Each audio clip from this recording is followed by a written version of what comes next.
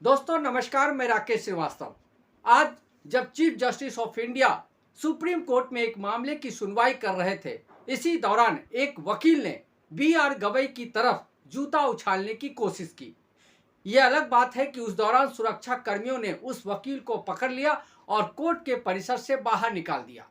लेकिन इस मामले के सामने आने के बाद पूरे देश में हलचल मच गई है, क्योंकि सुप्रीम कोर्ट में किसी चीफ जस्टिस ऑफ इंडिया की तरफ जूता उछालने का यह पहला मौका है। लेकिन सबसे दिलचस्प और खतरनाक बात यह है कि जब ये वकील कोर्ट परिसर से बाहर जा रहा था, इस दौरान उसने कहा कि सनातन धर्म का अपमान नहीं सहेंगे। आखिर किस मामले को लेकर चीफ जस्टिस ऑफ इंडिया को लेकर ये वकील गुस्सा था, ये फिलहाल सामने नहीं आ पाया है। लेकिन माना जा रहा है कि मध्य प्रदेश के खजुराहो में जो एक विष्णु भगवान की प्रतिमा क्षतिग्रस्त हुई थी, इस मामले में एक याचिका दायर की गई थी। इस याचिका को खारिज करते हुए 7 सितंबर को बी आर गवई ने कहा था कि जाओ अपने भगवान से ही कहो कि वो अपनी मूर्ति ठीक कर ले। इसके बाद जब इस मामले का विवाद बढ़ा और सोशल मीडिया में इसे लेकर आलोचना हुई, उस वक्त बी आर गवई ने इसका स्पष्टीकरण देते हुए कहा था कि उनके बयान को गलत तरीके से पेश किया गया है। अगर किसी की भावना आहत हुई है तो उसके लिए वो क्षमा चाहते हैं। इतना कहकर उन्होंने इस मामले पर पर्दा डालने की कोशिश की थी। लेकिन उसके बाद जो ये आज की घटना हुई है, ऐसा लग रहा है कि उसी मामले को लेकर इस वकील की तरफ से, जिस वकील का नाम राकेश किशोर बताया जा रहा है, उसने जूता उछालने की कोशिश की। इस मामले को लेकर सुप्रीम कोर्ट के अन्य जो वकील है और जज की तरफ से उस वकील के खिलाफ कार्रवाई करने की मांग की है।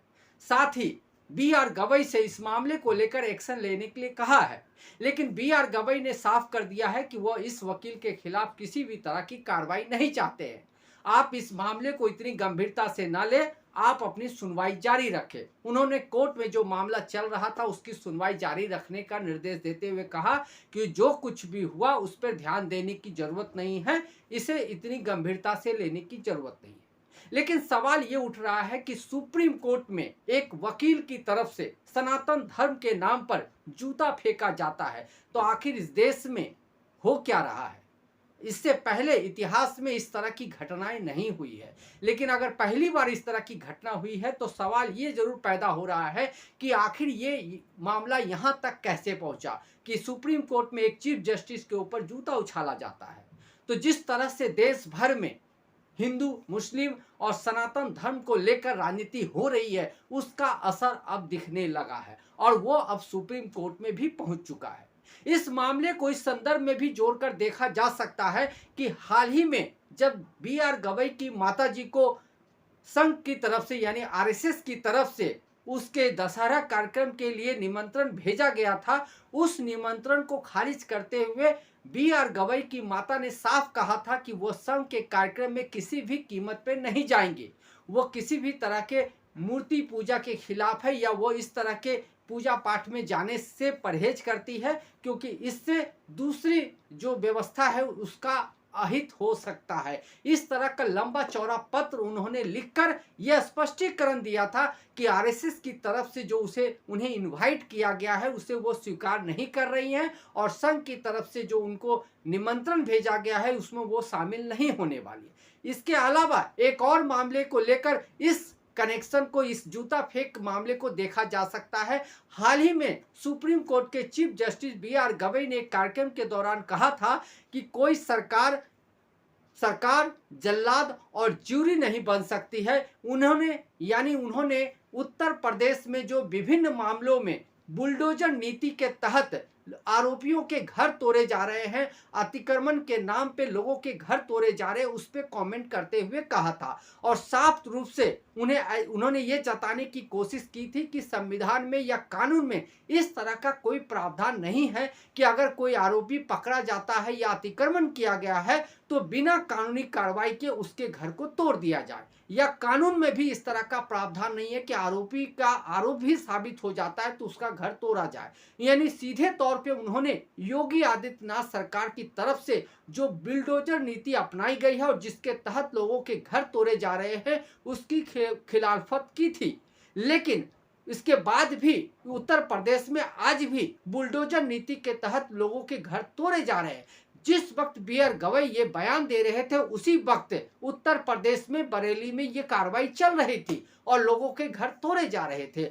यानी सीधे तौर पे सुप्रीम कोर्ट के निर्देशों का उल्लंघन या सुप्रीम कोर्ट के चीफ जस्टिस के जो निर्देश है या जो वो संविधान के तहत रहते हुए जो बयान दे रहे थे उसकी खिलाफत की जा रही थी। यानी उत्तर प्रदेश की सरकार, जो इससे पहले भी उत्तर प्रदेश की सरकार को कई बार सुप्रीम कोर्ट में इस तरह के निर्देश दिए गए हैं कि वो किसी भी आरोपी का घर बुलडोजर के जरिए ना तोड़े, कानूनी प्रक्रिया अपनाने की जरूरत है। अगर कोई आरोपी पकड़ा भी जाता है तो उसके पूरे परिवार को सजा देना सही नहीं है। ये अलग अलग मामले में अलग अलग संदर्भ में सुप्रीम कोर्ट के चीफ जस्टिस की तरफ से कई बार कहा जा चुका है। उसके बावजूद उत्तर प्रदेश में योगी आदित्यनाथ सरकार की तरफ से लगातार लोगों के घरों को अतिक्रमण बताकर तो कभी आरोपी पकड़े जाने पे उसके जघन्य अपराध को देखते हुए उसको घरों को तोड़ा जा रहा है। यानी सीधे तौर पर देश में कोर्ट की अवमानना हो रही है और इसे लेकर कोर्ट की तरफ से भी कोई सख्त निर्देश